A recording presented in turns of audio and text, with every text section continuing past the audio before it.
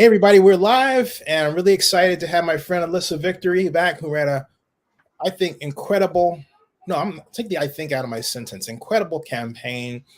Who, if you had started a year earlier, I'm going to say this straight out, you would have won. Thank you.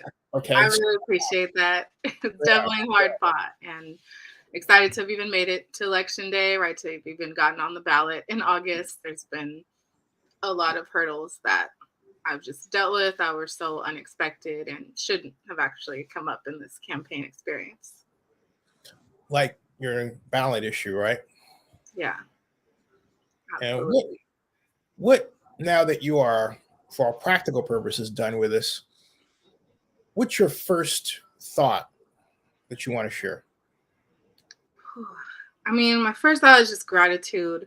There's been just so much love and support being a grassroots candidate. People have continued to send me messages of encouragement, even electeds and organizations that didn't necessarily support me are reaching out and at least just acknowledging that this was a historic race, that I'm doing very strong in our early results to again be a first time candidate running in our city elections, to be the youngest candidate, to be out fundraised by so many people, like 10 to 1, 20 to 1. And so I'm just grateful that people have faith in me, that people were confident enough in me to give me their votes, that people endorsed me and supported me even when I was disqualified for 2 weeks from the ballot, and that even after all is said and done, people are still reaching out to offer me support and opportunities or want to work with me on the future of our civic engagement. Hey, So well, it's so been exciting, but so grateful for all the love. It's overwhelming, actually. what does it say that you and then Janani, who won for District 4, and Kevin Jenkins in District 6? And my point is, what does it say that there are so many young Black and people of color who are emerging right now at young ages, 30, 32 for Kevin, 30 for Janani, uh, yourself? What does that say? Because you all represent the youngest group of people who've ran for office collectively, I believe, in our history. I think we're actually seeing the trend across the country. Like we're seeing more young people run for every level of elected office, and that's definitely true here in Oakland. I think having just more accessibility to elections, having mail-in ballots, just seeing that kind of the old status quo is a bit outdated. I think young people have an advantage definitely in the field. We have a lot of energy and somewhat more time to be out there, to have conversations. She knows I have arthritis. Just saying, like, I would be canvassing at clubs and at bars and like till midnight, projecting our digital posters and just again having the space, having the family set up where I'm able to do those things, I think are some advantages that younger candidates have. We also tend to be more progressive and have fresh ideas and not be afraid to innovate instead of running on, policies that we've already seen before, things that we've already tried and done before. And so I think all of that combined, we're seeing across the country, and I'm glad that a lot of people were voting for change. We're voting for young leadership because it is a new era, right? I was running against people, 2-3 times my age, and just being able to represent like the new generation of young professionals, of youth, our teens, right, even who should have had the right to vote for school board in this election. The electorate is going to be younger, and I think we need people who represent all parts of our community, not just our elders in office. Hey, I want to get your thoughts about ranked choice voting and this outcome. I've got the screen open here, and I'm going to do my best to zoom in closer to it, because actually this is you. And was this from the today's yeah, updated results? it certainly is. We only do things contemporarily around here at Zenny 62 Media. I just want to make sure if I comment on it. Okay, now what I find fascinating about this is that you had 8,750 and 65 votes, and of those you gave 5,054 to Shang Tao. that is, hey, that is a whopping amount. That is like that's amazing. Hey Google, what is 5,054 divided by 8,765? 5,054 divided by 8,765 is approximately 0.58. It's 58%. You gave 58% of the vote. Holy cow. Talk about that. You gave 58% of the vote. I don't think you did. Well, how did that happen? Because I remember you and I were talking, you were saying Greg Hodge was your number 2. Yes. This is the people's vote, right? People ranked in all types of combinations for myself, but also the other candidates where we've seen their ranks revealed. Each one of them kind of shifts with the updated results. But that's the people's choosing that they would like to rank Shang. We don't know. Greg was cut out earlier in the race, so some people may have still voted Greg number 2, but since he's out before me, we would only see people who are still in the race that have those votes. I think there was the people's progressive choice slate that basically put me, Shang, and Greg into a slate together. They paid for flyers and did their own kind of canvassing to get out the vote, telling people to rank the 3 of us in any order. A lot of our endorsements from various organizations ended up falling in 1, 2, 3 for whatever combination of me, Greg, and Shang.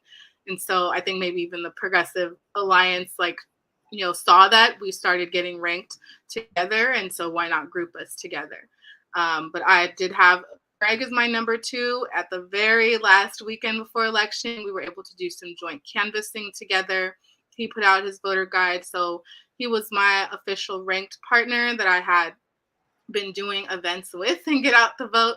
But certainly a lot of the messaging, a lot of the organizations that were endorsing in this race that were getting out the vote as well decided to support all 3 of us in whatever order they wanted to. Was Shang openly mentioning you at her campaigns? Do you know? From the forums and debates since around March, she has mentioned in our public debates that she is voting me number 2 or that she supports me as number 2. There's many instances I've seen her campaign staff write it on social media if people ask them directly who is their number 2. And so I appreciated that early. She was already indicating that she supported me and would be voting for me as her number 2. And again, I've talked to all of my opponents in this race, since I've been in it about what makes sense, about collaboration or outreach. I've challenged all of my opponents to make sure they're actually registering people to vote and getting out the vote. Because I think overall the voter turnout was definitely low, right? Not 100% or anywhere near it. And I think overall we still need to be aiming for more engagement and enfranchisement of our voters. I've asked you this before. I'm going to ask you again because, the answer may change. What did you learn about Oakland along the campaign trail? What did I learn about Oakland?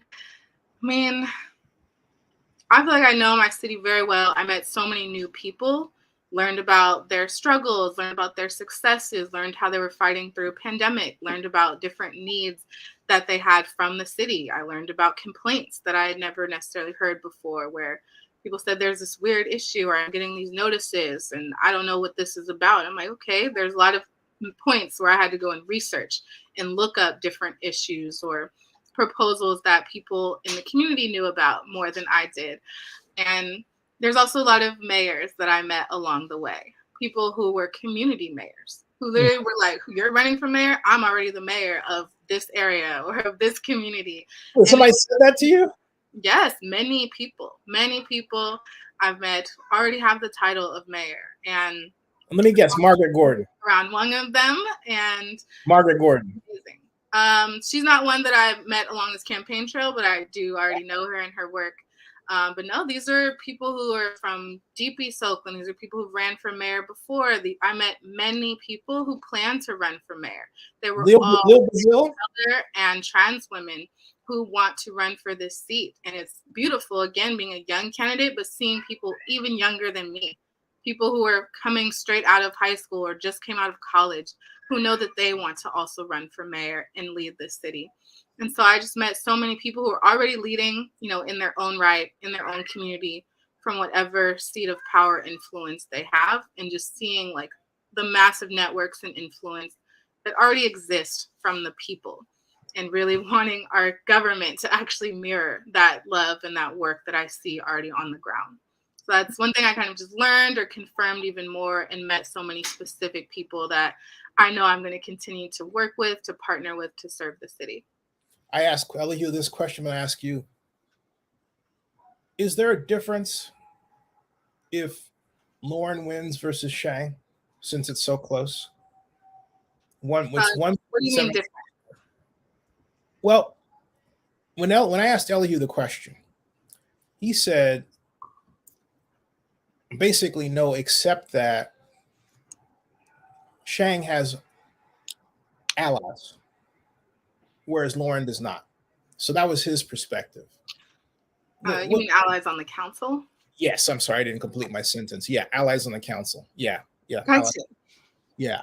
I mean, we have yet to see. There was a lot of campaign promises and statements made. These are both sitting council members who've already had 4 years to serve our city, who have records about their voting and where they've shown up or where they've not. And so there's already something to go off for both of them, of where they can be improving. I've attacked Lauren and the encampment management policy a lot, and he's still running on implementing that. So I think, there may be massive differences in certain areas of policy making or of their engagement, but I think, they both come with similar experience, have, pros and cons that I've heard from people who've lived in their district and been represented by them for the last 4 years. We know Lauren is endorsed by Libby and kind of is seen as, carrying on the current status quo and working with this current administration, which I believe has been one of the worst in our city's history.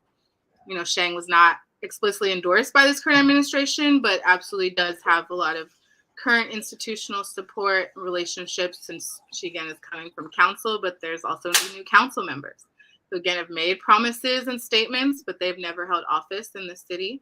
And so we will see about accountability and what that looks like for not just the mayors, but for the council persons elected, and how they are going to work together. I appreciated that many forums asked us, how are you going to work with your council members? How are you going to work with the city administration? So people have answers on record of what they claim they're going to do to improve those relationships and the overall functioning of our city to provide the services that it should be.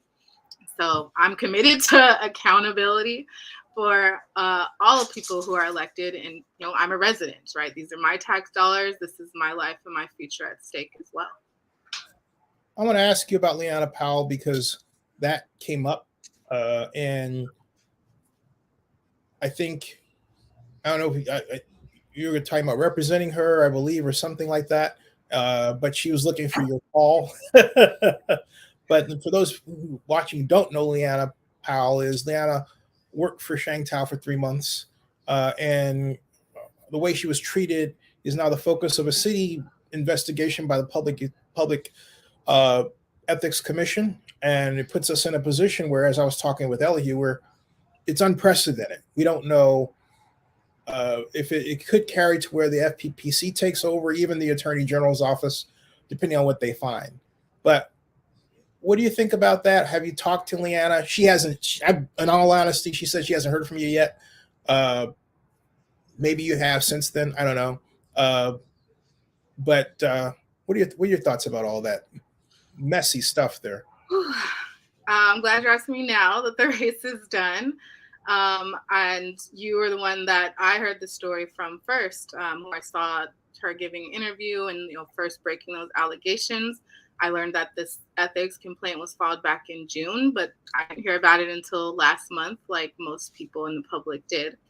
I'm committed to democracy, to fairness, and to absolute ethical integrity of our city and of our electeds. And support the Ethics Commission in doing its job to investigate complaints. Everybody has the right to have their claims investigated. I'm not making any statements about what's true or what's not, because I do not know.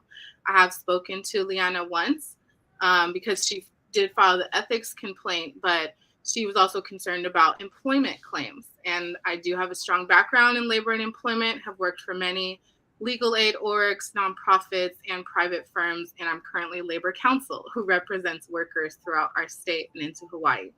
And I just advised her on the main agencies she can go to for resources, people who can help her file a claim if that's the route she wants to go. Just basically letting her know these are the standard options that you can go. Here are the agencies like California and federal that can assist with employment-related claims. So that was the conversation that we've had. I also just encouraged her to take care of herself. I did represent a lot of individual workers, mostly Black people, in harassment, discrimination, retaliation, wrongful termination cases. So this is a very familiar world for me to, again, just help give people some guidance. A lot of people don't know how to contact a lawyer. They don't know where to start. They don't know what a claim form even looks like. I'm not representing her. I absolutely have no capacity to do that. And I am a full-time lawyer for other organizations. But if she had the money and came in and said she wanted to hire you, you'd do it, right? Absolutely not. Conflict of interest from my current jobs where I'm committed to. So I am not able to legally represent her. I've made clear to her, this is not advice. I'm just letting you know, here are starting points. Here's options that you have.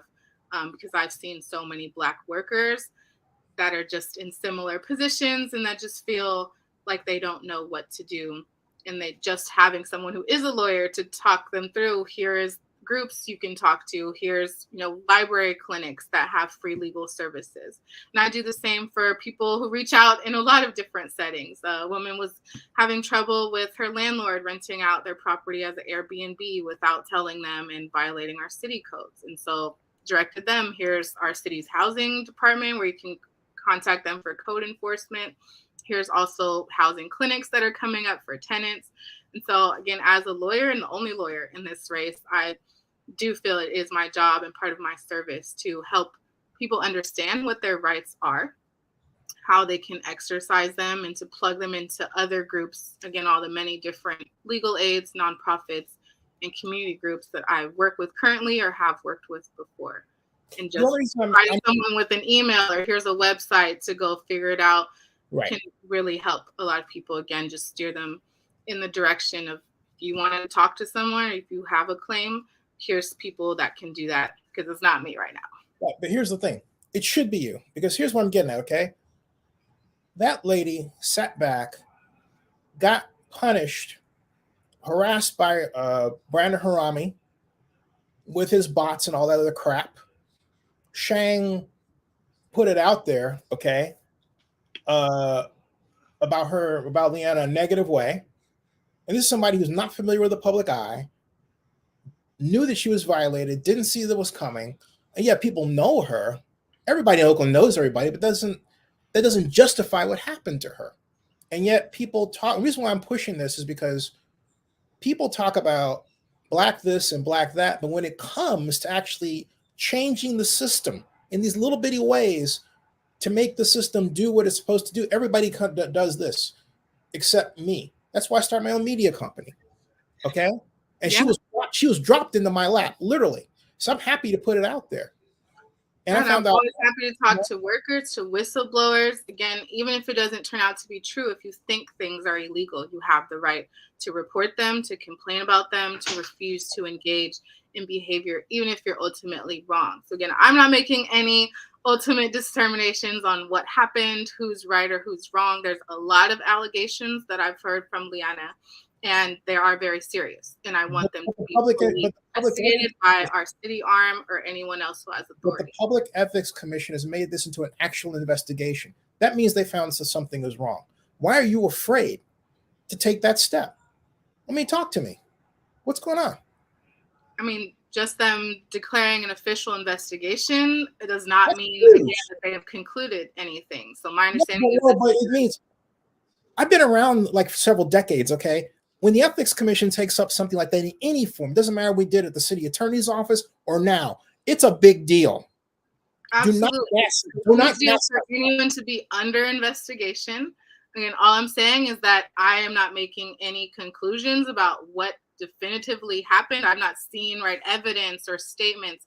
And I talked to Liana for maybe 20 minutes of here's orgs or free clinics. Yeah, but why are you saying it like that though? Answer. Just talk to me from the heart. What's going on in here that makes you just jump out there and just let it rip? I mean, really let it rip. You say, hey, I'm upset. She's a black woman, is treated this way. How come I can do it but you can't? I mean, because I'm a lawyer and that I'm principled to not take positions unless I know all the information. So basically, I'm not saying I know what happened because I don't, but I'm saying she absolutely deserves to have her voice heard, to have her complaints taken seriously, to have them investigated expeditiously and with full integrity in the process. Because I'm also hearing that the ethics chair has stepped down. And so there's just a lot of confusion, around who is going to hold them accountable for this investigation. If any of those things are found to be true, there are serious penalties. And so again, I'm committed to seeing this process out. I've already talked to Liana because she reached out. I'll talk to other city workers. And I'm gonna say she is not the only one. I've talked to many other people of color who work for our city or who were former city employees. Many of them have blown the whistle on a bunch of things, which gives me just the sense that everything is in crisis, that we don't have a real HR department, that we don't have enough staff to investigate ethics complaints, because my understanding there's a lot that are still pending against many other officials as well as other employees. But I've heard people have been fired retaliatory. I've heard women were fired for reporting sexual harassment against supervisors and managers. I'm hearing that people are witnessing illegal conduct around money and money transparency, which we already know is true from our city audit report. What I'm saying is that this is, I think, a window into a larger systemic problem. But the problem is, okay, and look, you're a leader. I'm not going to let you escape from this, because what I'm saying, what Mama Hopper saying, or anybody else is saying, is of all the people, you can do it. And here's the other thing, listen, that's a compliment to you, but something else, okay? No, really, it is. Not all the people that you're mentioning didn't go through television coverage about it. They didn't have some white guy who thinks he's a reporter harassing her and sending her emails saying, I did a background check on you. Okay, none of them faced that. All right? Names weren't against them. Damaged by that. No, she's been damaged by that psychologically. Okay. And my point is that the reason why all these happened, Mayor Kesha Smith had happened to, but Mayor Kesha was lucky enough to get hired by the city of Stockton as a city manager. Great for her. But Libby treated her like crap out of the door and should have hired her instead of Ed Reskin.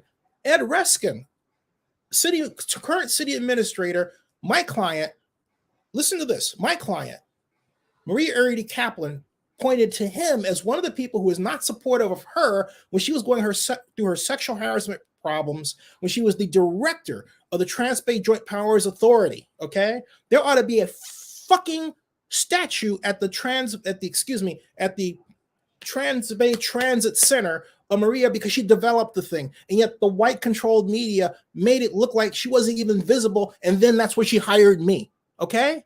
We have a crisis here. When you say you're a lawyer and everything, no, it's not. You're a lawyer, human being. And it takes action. And so media is not going to determine this. Again, as a lawyer, we actually don't talk to the media about active cases or things that are pending. It can actually hurt Liana, right? For us to be making conclusions or making up facts, or for me to say things that I don't know. Again, I only know what she has alleged. I know that she's filed a complaint. I know that she's asked about pursuing employment claims, right? I don't know if she's filed anything additional. I want to make sure that she has the investigation, the conclusion, and whatever accountability metrics that she deserves and that the law requires, that our city requires. Again, we're still not there. All we know is they have started an official investigation from her complaint that was filed back in June. Again, there's many allegations she made during her 2-hour segment.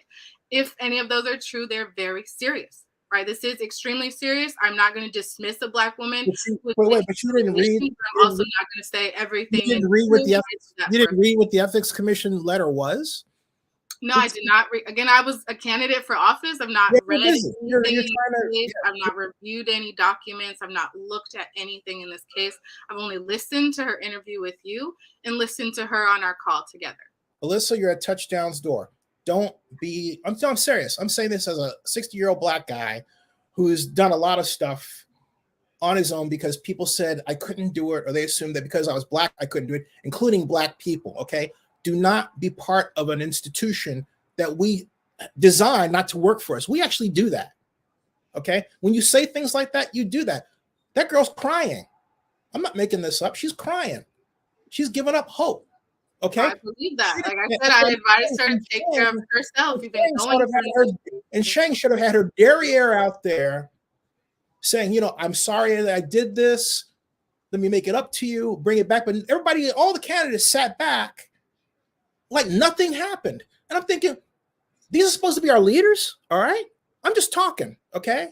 Absolutely. Again, we don't know what happened. We don't know what Shang's side may claim or what their response may be. It doesn't matter what they claim. It's the opposite of that. Facts do matter. Again, I've only heard basically it matters what not reviewed anything myself, and this is not my job, right? I'm not an investigator. To take the statement to its logical conclusion, in that case, you might as well have just said you don't know what George Floyd did to set off, you know, Derek Chauvin. That's basically what you're saying. To that, I do agree that there are very clear ways that this could have been avoided, right? There are 3 council members who are running. Rebecca Kaplan is also running for a seat herself. If they're using staff, there are ways to ensure that no staff time or city resources or city materials are being used at all. I even worked for a nonprofit while I was running this race.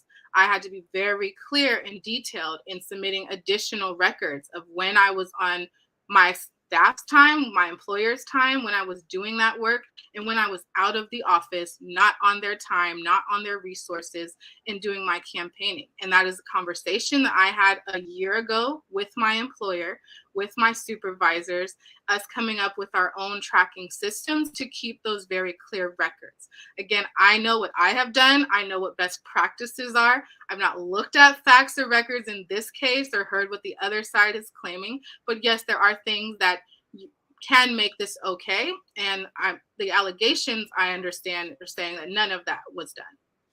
Allyssa, you're a very powerful woman, okay? Now, I mean that, but I'm going to say something to you as someone who's your elder. The way to cultivate your power is to use it. Okay? Yeah, again, I'm based on facts. Like, yes, it's emotional, and that's why I still reached out. I still listened to her. Again, just listening and understanding she's still going through it, right? She's unemployed, lost her job over this.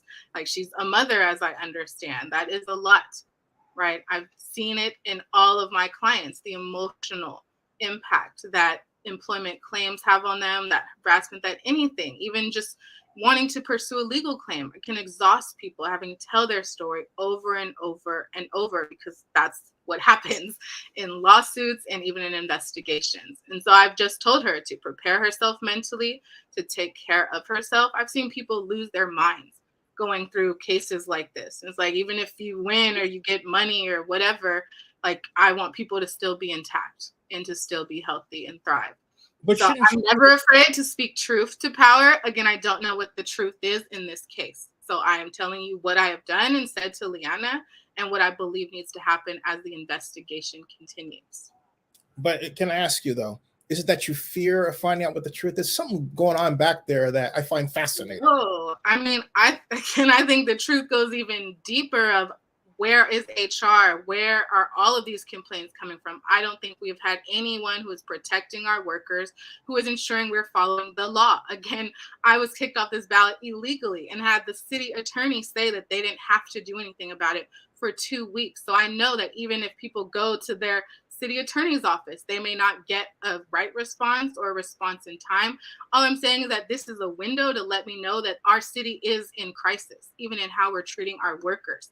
Again, meeting so many other employees who were all people of color and all women, who were saying that they lost their jobs because of them reporting things that were illegal or complaining about them having to suffer illegal conduct. And most of them are black women. And most of them are black women. Most of them are black women that happens to. Yes, Black and Latinas. I will be very clear. And again, I'm trying to protect them. Some of them are still working. Some of them are still pursuing claims. Again, I'm not trying to mess up anything that is going on through their legal routes, but I have heard so many things, not just from Liana, but along this entire year. There's also, I blogged about it, and Libby got upset with me. But Libby, as far as I'm concerned, owes Michelle Bird a ton of money, okay? Because Michelle was the head of economic development, Black woman, all right? Had 2 jobs, sometimes did the work of 3 jobs. But because Libby didn't tell like something she said on television, she wound up axing her, okay? And, you know, what is that, all right? So my point is, we complain about this stuff, but we don't do anything to make it stop. Yes. All right. And I think it's like, it's not about stopping. We need a whole system change. We need a change of a mayor. We need someone who's going to protect our workers and who actually understands what that means. Systems like Cat Brooks talks some of the same song, but when it comes to the media, she uses the standard white media. All right. And she makes it about her. And I love Cat, but I told Cat this when she ran. It's her fear. It's a collective fear here again and again and again. It comes out different ways, but it's like the same church, but it's different pews. We have to get over that fear and also get into the love of the fact that each one of us, regardless of our personal decisions of who we marry and all that's not the point. It's pride of self, all right? And our ability to be number one, the smartest in the room, the most effective in the room, the one that speaks the clearest in the room, and then goes forward. Right now, we're kind of at the water, as I see it, closer to death than life, although I hope I have a few more years on me, all right? Because my mom would love that, okay? All right? But what I'm saying is that I've seen the problem. The problem is us, and we're not doing this, all right? That's the problem. And people who are in City Hall, our current council members, our current people who are running for office that work in there have even more influence and ability to shed light on what the hell is happening. Why are we finding out right months later that this was even an issue? Why are we finding out that there's so many people? And a lot of folks say that HR is understaffed. We can't even really go and get services or response and assistance from them. And that's absolutely true. Yep. Again, our entire city is in crisis. Our workers are struggling, and they're struggling even against being illegally treated, being illegally fired. And this is, again, not just Liana, but lets us know, again, our entire city needs a better manager, needs a better leader, needs someone who will be transparent, who will staff up all departments, including HR. And I absolutely believe that there's been so much patterns and targeting against city workers who are Black, city workers who are women, city workers who are Latino. And I think there, again, needs to be even more systemic investigations of, I want to see the numbers of how many people have complained, how many complaints have even been resolved, or do they just have them pending there forever, which is very common, especially with understaffed HR. Again, what is the systems change of how we're retaining Black people and women? Because there's a different question about how we're recruiting, how we're retaining, before it even gets to how were you claiming that you were being bullied or harassed or sexually harassed for months or for years, and then you complain about it, right? Like, I still don't want people to go through that hurt at work, to risk, feel like they're risking their jobs to just do basic justice. Again, I'm committed to truth. I'm motivated by love for this city and for its people. I am not afraid of anything. I'm not afraid to speak truth to power. I'm not afraid to call out the folks that should be doing their jobs who aren't. Again, I want to see that this is an active investigation that's ongoing. It should be concluded as soon as possible. I understand that everything is even more difficult when everything's already understaffed. And I heard that the chair of the commission has left.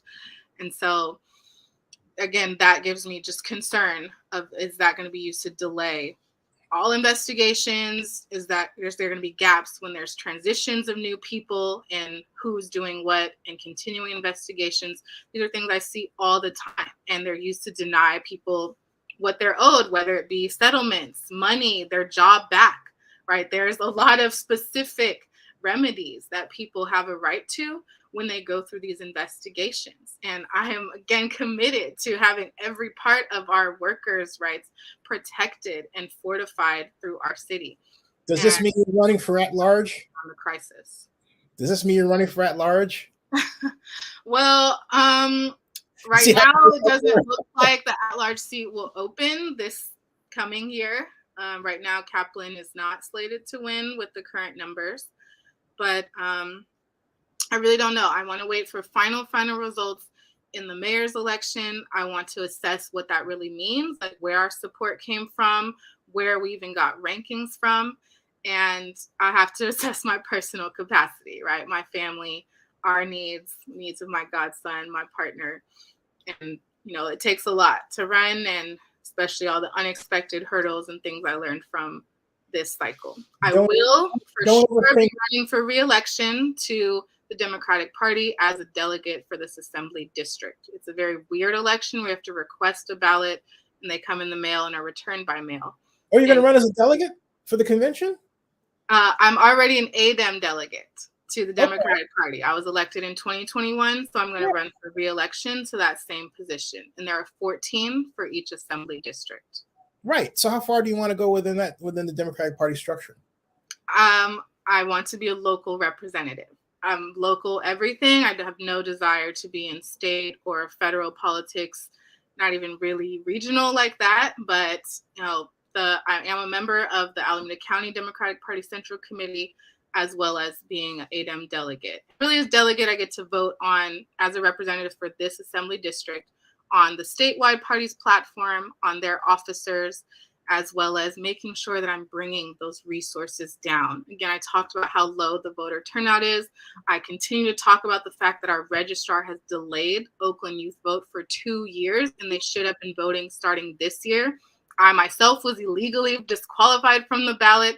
Again, I've been registering people to vote on this campaign. I've been educating people at ranked choice voting about Oakland Youth Vote, even though they couldn't register and vote under that law yet. And so the whole reason why I ran for delegate a year ago and why I will run for re-election is to make sure that we locally in this assembly district, which includes Oakland, Alameda, and Emeryville, get the resources from the state Democratic Party, that we get those leaders to come down and talk to us, to do voter registration drives, to give us a training on ranked choice voting. If the state is doing things that are hurting our city, we need a real voice and representative there. So that's what I've been doing in that seat and why I'm going to run for re-election. Folks, I still think we have the next Stacey Abrams here. Absolutely. Continue to join me, victoryforoakland.com, Victory for Oakland on all social media. Again, this journey is just beginning. We've already shocked the system, coming in under the top 3 fundraisers and people who all had the benefit of super PAC funding. And we're a grassroots team, right? We're outspent, out fundraised, had no real media attention except for when I was kicked off the ballot and from local reporters and from local people like you that people still don't want to even report how strong we're coming into these results over sitting council members, people who've ran for mayor before, people who've held seats in the city before. And so, again, just thank everyone who's already reached out, everyone who's a part of this campaign. I thank you, Zenny, for being one of the first to even interview me about entering the race, to be the first person to talk to me about my illegal disqualification. I was number 1. You're the person video. The first person to ever write an interview about me entering the race was J.R. Valerie with the Black New World podcast. Who is that? J.R. Valerie. Where's she from? What outlet? Seriously, I don't know. From Oakland, the Minister of Information. No, but I don't know her because I haven't had. J.R. He's a brother. He does a lot of Black media and journalism work and has the Black New World Media Party every single month at Zanzi in downtown. He's never invited me. And that's the thing. It's like, well, when I say we're splintered, there's an example. I'll make sure to send you the link, invite you. He has his own podcast. And again, a lot of us do these things, right? Make our own platform, make our own space, launch our own initiative. Because except here's the thing. That will give us the area to talk. But here's the thing. On the 26th of April of 2006, I started Oakland's first YouTube news channel, and I was made partner in 2008. I don't know where these folks were then. All right, so now everybody acts like to talk with them, but I'll make you the first who wrote. Time out. I don't need to do that. I have people all over the world who know who I am, including Oakland. But if these younger people have such weird egos that they know that I'm out there, but they can't say, oh, hey, I'm going to go and talk to Zinni because he's been at this longer. The only person who did that was white. And this is what I'm talking about. She had. You've never heard of him. He may have never heard of you. Y'all are around the same. I would bet $1,000 he knows who I am. He's from Oakland. I'll bet $1,000 he knows. Y'all should know about each other. I'm happy. I'll bet $5,000 he knows who I am. Okay, a lot of us are like that. I don't bet, but I'm gonna a lot of us are like that. Just so you know. I had a white girl come out to me I never met, Gabrielle Pierce, who did the town interviews, who said she got her inspiration from me. I don't have anybody black saying that, but they know who I am. But they'll be the first to tell me, oh, you talk like you think you know everything or anything else. We have a problem, all right? A big one, okay? There's room for all of y'all's platforms. There's never too much black. There is.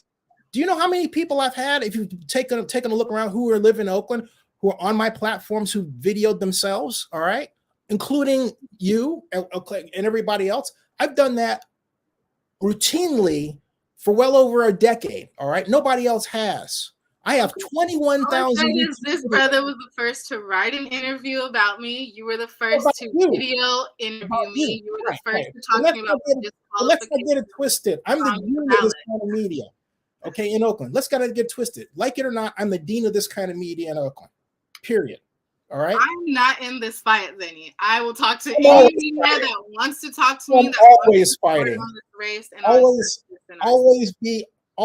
ABF. Always be fighting. Okay. No, you need a new slogan when you're talking to me. Okay.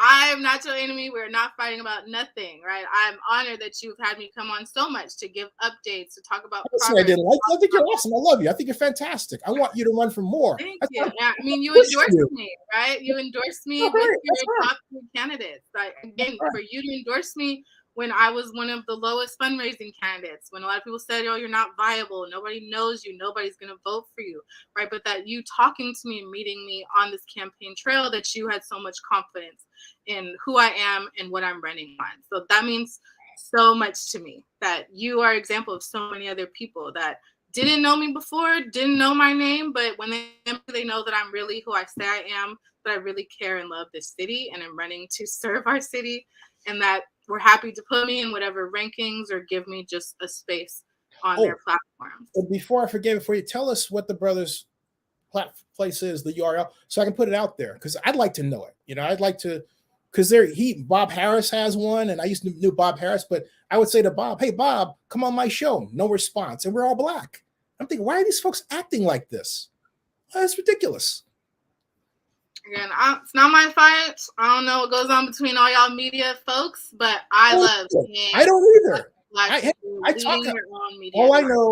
All I know is that my folks treat me like crap, but it takes somebody white who's younger to say, hey, I was inspired by you. That's all I know. I'm just being real with you. Okay?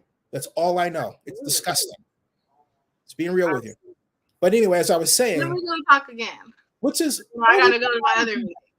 But you're giving me that guy's URL, right? What is this URL? I was going to put it up here. I don't know about URL. It's the Minister of Information podcast. The Minister, okay. Is he like Farrakhan?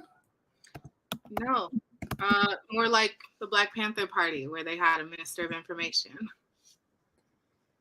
All right.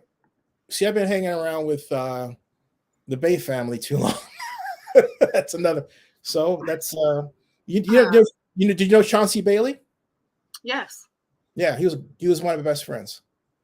Wow. In fact, again, you are history. You should be writing history pieces. I remember I asked you, do you ever have people interview you? Well, all you have to do is go through my YouTube channel, Chauncey Bailey. You can see where I went to where he was killed and put down the flowers and talk to Larry Reed and everybody else. I have history there. All right. Yeah, my stuff ought to be in the Oakland Museum. But we're so screwed up culturally that nobody wants to acknowledge what Zinni has done. But it's out there. I came to within 8 NFL votes of bringing the Super Bowl to Oakland, but nobody wanted to talk about it because I was black. All right? So we're screwed up like that. I would say keep doing what you're doing, right? Breaking the stories that come to you, breaking the stories that other people won't, because I'm seeing, other news groups then play off of what you broke because they were hesitant or they didn't want to, touch that issue or that type of community.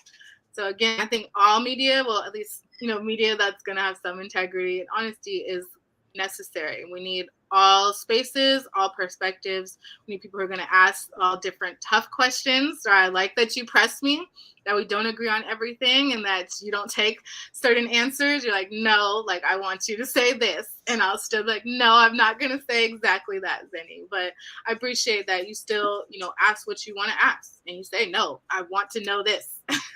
Translation. Yeah. Zen want to knock you upside the head. It's okay. I can be stubborn. It's okay. I can be stubborn and hard-headed as well. It's called the human experience. Exactly. Please run for something. We need you. Absolutely. Let's get these final results in and Watch something else. figure out who's actually going to be our mayor and our council persons and our supervisor and our DA. Right, all of that will just paint a larger picture of what at least the next 4 years is going to look like, and who I'll have to take out next, depending on what I run for. And I know you got a hard stop now, so I'll shut up.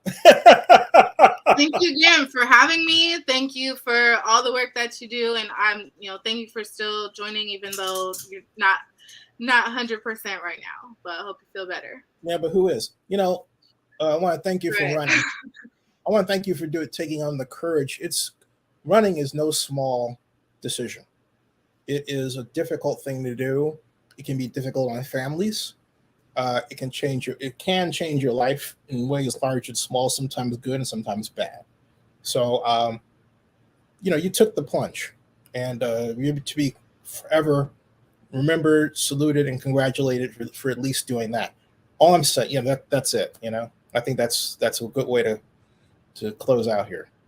Thank you. Like I said, the fight's just begun. So please connect with me, continue to follow me. Hope to come back to talk about even more of the work that I'm doing. I'm still back in criminal justice policy and labor work every day. Hey, stick around in the background, folks. We'll be back soon. Remember, it's Cal Stanford big game week. Go Bears. Beat Stanford. Let's see. Stick around, Allyssa. Stick around. Yeah.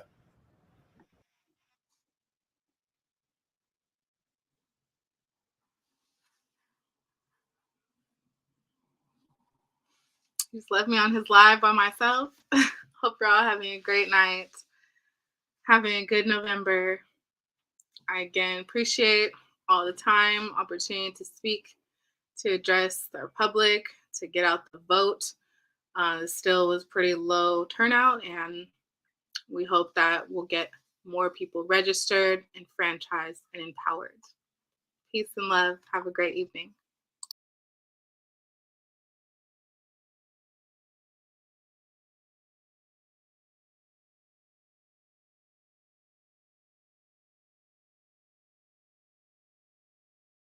There's you. And then let me end the broadcast. All right. That ends the broadcast.